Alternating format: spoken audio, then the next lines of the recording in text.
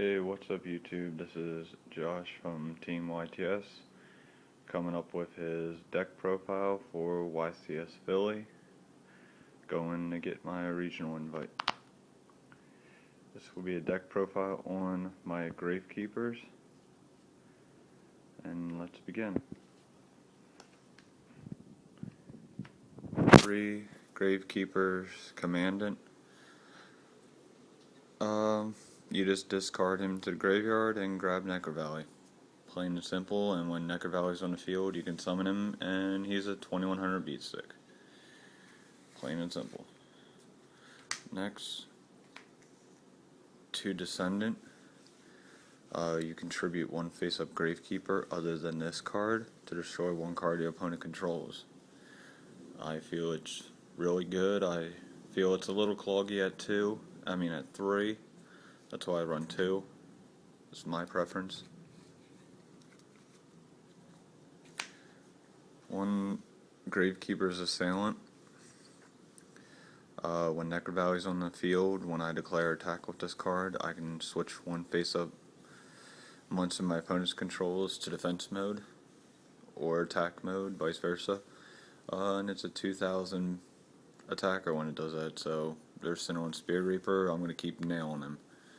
They're sitting on something with a high attack but a low ass defense, I'm going to switch you to defense and nail you. I feel it's good. Next,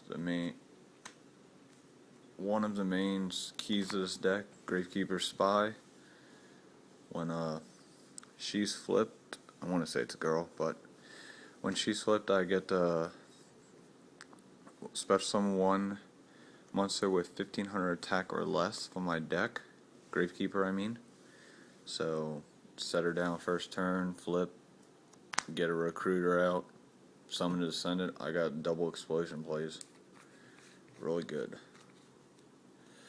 Speaking of recruiters, there's 3 recruiters. When this card is sent to my graveyard, when I control it, I get to add 1 Gravekeeper monster with 1500 defense or less from my deck to my hand. Sucks it can't grab Spy, but that would be pretty broken. Next up is 2 Gravekeepers Guard. A lot of people don't really like this card as much, but I do, because when it flips, I can take one of my opponent's monsters and send him back to their hand or extra deck. So I'm going up against Zen mains. Yeah, I could just say bye bye. Anything else that I really can't get over. And the good thing is it's a flip effect, so if they attack into it, they're going. And then 1 Sangan, because almost everything in there is 1500 attack or less. So I can just, why not? That's the monster lineup. If I'm not correct, I believe it's 15, I want to say. Next is the spell lineup. The heart of the deck, 3 Necro Valleys. If you can see their supers, makes me happy. As long as this card remains face up on the field, the effects of magic, trap, and monster effects that involve the graveyard from either player's graveyard are negated. And in addition, it increases all monsters' attack by, or all Gravekeepers monsters' attack and defense by 500. That's what makes them pretty big beat sticks. There's a newer Necro Valley running around, I guess the one that came out of Merrick, that says monsters' effects that happen in the grave will still activate. So if Grapha goes, or Sangan goes, or my recruiters go when Necro Valley, they'll still get their effects. So it's just like Munch Reborn, Call of the Haunted, that Volcano for Evils, that special summons, they won't get their effects. For search power, 3 dualities, because I don't really special summon that often. The really only special summon I have is Spy, Usually duality, set spy first turn. Really good plays. 2 Gravekeepers Stealth. When this card is activated, I can select 2 Gravekeepers in my graveyard and add them to my hand. This card is not affected by Necro Valley, so really good for me. 2 Royal Tributes, really good first turn. As long as I'm not playing a Dark World variant, because that's bad for me, because both players must discard all monsters. So usually if I can open up with this and Necro Valley and I'm not playing Dark Worlds, I've actually had a game where I did that first turn and nailed every monster in his hand and he went GG. Then 1 Dark Hole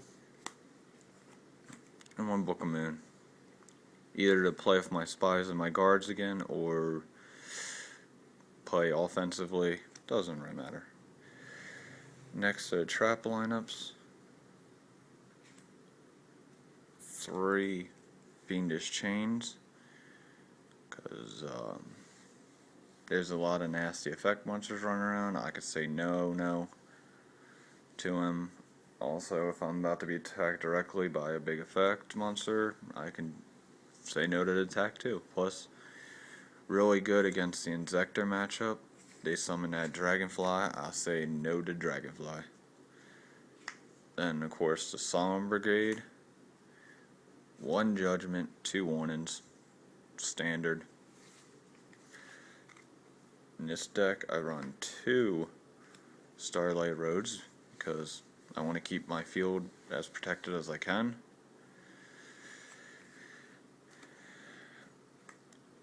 2 Bottomless Trap Holes, because since priority's gone, they're really good.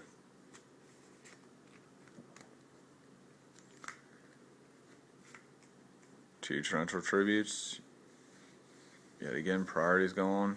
Still a very viable card, especially when they do a swarm. And yet again, priority's gone. Compulse is a very live card in this deck. I can bounce back. If I summon a monster and they have monster they decide to transfer tribute, I can bounce my monster back, or whatever. The extra deck is really kind of small. It's just a Utopia. I may put a couple other 4 stars, but I don't really need to exceed with this deck. Random Machinas, Machina decks, if they decide to have a Cyber Dragon and a machine, don't do anything, I can come Air Fortress their field. And then, of course, 2 Stardust Dragons for Starlight Road. Yet again, this was Josh from Team YTS with my Gravekeepers build. If you have any question, please inbox it or comment. I would try to answer you as soon as I can. Yet again, rate, comment, and subscribe. Thank you.